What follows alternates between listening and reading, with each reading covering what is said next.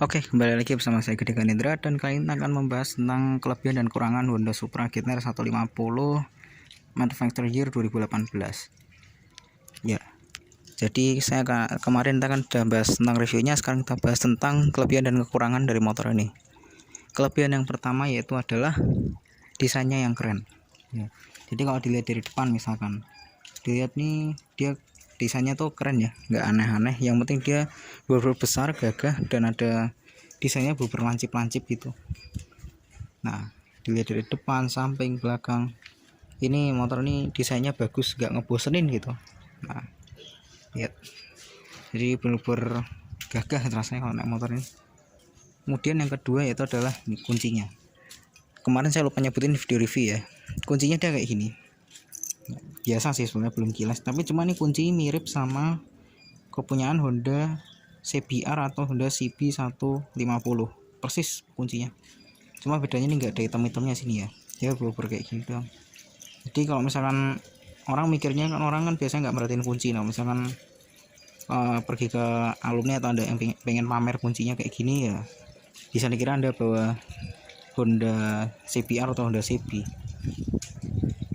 Jadi kayak gini.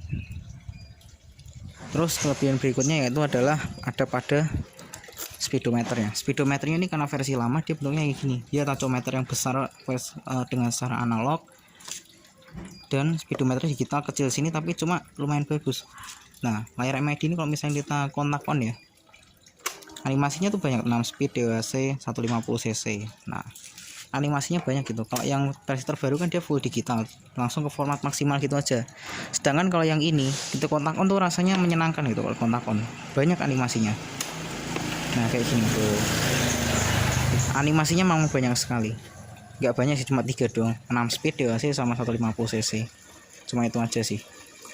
Untuk indikator tadi di sini dia ada check engine dan overheat, lampu sen. Ini lampu sen kiri dan kanan terpisah ya, ini kiri, kanannya dari sini. Ini lampu jauh, kalau anda lihat ini lampu jauh nih. Nah tuh, ini lampu jauh warnanya biru. Kemudian ada lambang netral ya, netralnya sini tapi posisi gigi dia ada di sini, lucu ya, biar jelas aja kalau ini giginya netral ya. Kelebihan berikutnya itu adalah pada mesin. Ya, mesinnya nih dia bersama persis sama Honda CB atau CBR 150. Beber mesin yang dipakai di situ, kodenya dia K56 dengan tenaga 16,3 dk, torsi 15 Nm. Transmisinya berapa? Transmisinya 6 speed ya, jadi beber sama persis, transmisinya 6 speed. Dan dia juga sudah DOHC spesialnya lagi, karena rata-rata pada SOHC kan, ini udah DOHC. Keren banget sih. Ini ada tulisan 6 speed DOHC. Kemudian adalah posisi duduk. Posisi duduk motor ini rasanya tegak. Nah ini saya duduk di atas, ini rasanya tegak banget. Jadi pandangan ke depan kayak gitu tuh rasanya enak. Dan posisinya juga lumayan ergonomis. Gitu. Kemudian kelebihan berikutnya itu adalah kaki-kakinya yang nyaman.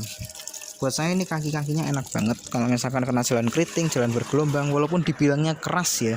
Banyak orang-orang yang bilang ini suspensi keras, tapi cuma kalau buat saya ini empuk. Bukan empuk, anteng. Antengnya apa ya? Tenang gitu rasanya.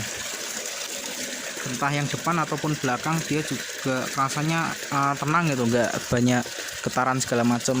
Oh ya, banyak yang bilang bodinya bergetar. Motor saya ini enggak, bodinya rapat semuanya, nggak ada getaran. Kemudian ini asok breakernya juga besar lagi. Nah, jadi kaki-kakinya udah pasti kuat lah. Kalau misalkan asok breakernya aja besar, pasti kuat kaki-kakinya. Tuh. Nah, suspensi belakang di mana? Kok sini nggak ada suspensi belakangnya? Kelihatan suspensi belakangnya ada di sana. Nah, ini dia. Nah, itu dia suspensi belakangnya di sana tuh. Itu dia. Nih suspensi belakangnya, dia monoshock. Gitu. Kemudian mesinnya tadi saya bilang kan tenaganya segitu kan. Nah, mesinnya ini juga tarikannya lumayan enak. Ditarikan bawah, tengah, atas semuanya enak. Udah gitu yang kedua juga tenaganya tuh lumayan enak juga buat nanjak. Itu. Kemudian kita masuk ke bagian kelemahan ya. Kelemahan pertama yaitu adalah ini dia. dia belum punya MID, jadi dia cuma ada odo sama trip meter juga cuma satu doang. Kalau MX King kan dia udah punya MID, ini cuma ada trip meter doang, jadi cuma ada odo sama trip meter doang gitu. Terus kelemahan berikutnya itu nggak ada kill switch engine. Padahal ini kan mesinnya kan diambil langsung dari Honda CB atau CBR ya, harusnya dia punya kill switch lah. Ini dia nggak punya kill switch itu. Kelemahan berikutnya yaitu adalah lampunya belum full LED. Jadi lampu LED cuma ada lampu utama doang. Lampu selain lampu utama dia masih bolam. Lampu ini aslinya juga masih bolam, cuma karena diganti warna putih jadi warna putih. Lampu sen juga masih bolam. Lampu belakang juga semua masih bolam. Nah, jadi lampu belakang ini, lampu sen dan juga lampu plat nomor semua masih bolam. Kemudian itu adalah kelemahan berikutnya, itu adalah joknya keras. Ya, ini joknya bukan aslinya lagi. Kalau Anda lihat, ini busanya udah diganti, termasuk bahan kulitnya juga diganti yang lebih empuk karena standarnya keras banget. Dan kelemahan berikutnya itu adalah kickstarternya berat.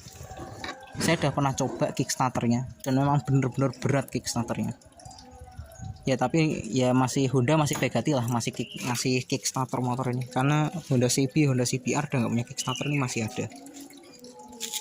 Kemudian yaitu adalah nggak ada akomodasi apapun. Jadi di sini dia nggak ada akomodasi apa-apa. Cantelan ini juga tambahan, aslinya dia nggak ada cantelan. Di balik jok bahkan dia nggak ada bagasinya. Dia di sini yang harusnya bagasi diganti sama saringan udara. Jadi tinggal tersisa space kecil sini buat toolkit. Dan ini kecil banget. Jas hujan plastik aja itu agak dipaksa masuk ke sini. Jadi ya nih nggak ada bagasi. Jadi kalau misalkan Anda mau bawa barang harus tambah box, harus beli box tambahan yang di belakang gitu ya. Tapi cuma ya kayak gitu, nggak praktis ya. Mau bawa galon, kalau misalkan ada bagasi tengah yang dijepit itu dia juga nggak bakal bisa karena ini underbownya cukup tinggi gitu. Jadi mau dikasih bagasi tengah pun nggak akan ngaruh gitu. Oh ya, ada kelebihan satu lagi yang lupa saya sebutkan, yaitu adalah efisiensinya. Motor ini bensinnya irit sekali. Ini selipan aja ya, anggap aja. Ini bensinnya irit sekali. Untuk ukuran motor 150 cc kopling manual nih irit sih menurut saya.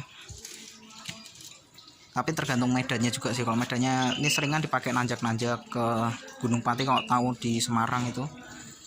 Ya, disitulah kurang lebihnya. Itu kan nanjak-nanjak tuh. Itu bensin masih bisa habis 5 hari sekali. Padahal tankinya 4,5 liter. Padahal rata-rata kan bensin motor 150 cc tankinya 5 liter, 6 liter, ini 4,5 liter dia habis dalam 5 hari. Kalau diisi full. Nggak sampai mati ya tapi ya. Tapi cuma dia harus ngisi lagi sampai bobor kosong, sampai indikatornya kedip-kedip sini dia dalam tempo waktu 5 hari. Itu termasuk oke sih kalau buat saya. Padahal misalnya 150 cc kan, karena mikirnya 150 cc boros, tapi kalau ini motor ini enggak. Kalau 150 cc tapi irit, jadi nggak salah sih kalau misalkan dia nyandang nama Supra yang emang notabene motor irit dari zaman dulu itu. Oke, mungkin sekian itu saja kelebihan dan kurangan Honda Supra GT-R 150 Mayor Production, Mayor Year 2018, Manufacture Year tahun 2018. Terima kasih sudah menonton. Ya, tambahan kalau soal bunyi kelotok-kelotok yang banyak orang bilang itu, motor saya ini nggak ada bunyi kelotok-kelotok karena memang rawannya mesin K56 series punya Honda ini memang penyakitnya itu kelotok-kelotok. Tapi cuma motor saya ini nggak ada bunyi kelotok-kelotok. Alhamdulillah setelah 5 tahun pemakaian nggak ada bunyi kelotok-kelotok. Jadi beberapa suara mesinnya masih halus ya, dan masih normal semuanya. Jadi suara mesinnya halus, nggak ada apa-apa. Radiator juga masih jalan. Ya alhamdulillah motornya sehat lah. Harapan saya nggak bakal ada penyakit apa-apa lah, bunyi kelotok-kelotok apa kek, jangan lah. Tapi biasanya kalau bunyi kelotok-kelotok katanya kalau enggak tensionernya atau tali koplingnya udah minta diganti. Nah, tensionernya ada di mana? Tensionernya ada di sini nih. Ini dia tensionernya di sini. Nah, jadi penyebab bunyi kelotok-kelotok tuh asalnya dari sini. Atau enggak biasanya kalau misalkan kelotok-kelotok cuma ditekan, cuma kalau pas nggak ditekan koplingnya doang, itu berarti tali koplingnya minta diganti. Katanya begitu. Tapi motor saya belum pernah mengalami. Oke, sekian tambahannya.